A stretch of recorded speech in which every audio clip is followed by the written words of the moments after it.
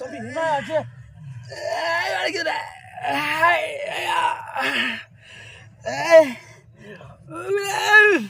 சண்டாங்களா ஏண்டா குடிச்சு போட்டு இப்படியோட விளையாடத்துல பாட்டில போடுவீங்க? ஐயோ தம்பி புரியா, ரத்தம் நிறைய போயிட்டு இருக்கு. தண்ணி எடுத்து